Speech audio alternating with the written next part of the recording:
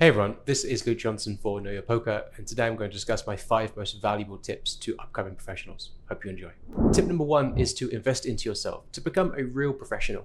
There is not an easy, common path to become a professional poker player. There's no college or university or apprenticeship that you can take to get the skill set you need. It's on you to get the skill set, so invest into yourself to become a professional. The first thing you need is time. We've all been at the mercy of variance and we know it can come at any moment, so you need enough time to grind through that. Giving yourself 1 month, 2 months, 3 months is not enough time. You need at least a year to grind through the variance. Myself personally, I started taking poker seriously in September of 2015, and I only started playing professionally in January of 2017, so it took me 16 months to go from not much to something. Next is to find a coach, or coaches throughout your poker career. I have never been coached myself. However, if I could go back in time and restart my poker career, I would absolutely find a coach that fit my skill level to have them help shortcut my learning path. The only caveat to that is to find a good coach, and unfortunately that's not always easy. There is a lot of bad coaches in the poker world. The number one thing you can do to find a good coach is to have them verify their results to you. Next is softwares. This is more apt for the online professionals. There's 3 main things that you need. You need a tracker, you need a solver, and you need a database. The database could be online via GTOWizard, or even preferably, in my opinion, offline using your own simulations so that you can have your own simulations plus GTOWizard to compare. The main advantage from having all of these softwares is to save yourself time. For example, if I play a session, I can easily jump into a study session and study very, very efficiently because I've got all of my softwares helping me save time. The last thing you can do to invest into yourself, and this might roll a few eyes, is to have a schedule. I know a lot of poker players out there play poker for the freedom, so why would you have a schedule? The fact is, your freedom should be supported by the schedule. So create a schedule that works for you, one that you're excited to do every day. It's very much a shoot for the stars, aim for the moon kind of thing, where you shoot for a really productive schedule and then take the time off where you need it to have the freedom.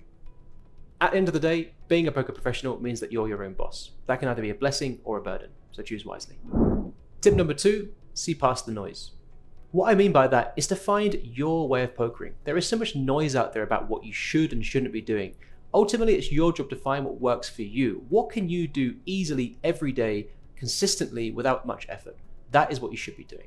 Are you a high volume player or a low volume player? Do you like studying or do you not like studying? Are you a morning person or an evening person? Do you want to go quality or quantity? These are things that only you know. There's no special source, there's no secret spice. It's up to you to figure out what you think. So don't worry about anyone else out there. Different people can do different things, they have different talents. You need to find what works for you. You need to see past the noise. Tip number 3 is to harness both theoretical and exploitative play. No matter where you're playing, whether it's online or live, high stakes or low stakes, tournaments or cash, everywhere, provided you're playing versus a human, has a place for both theory and exploits.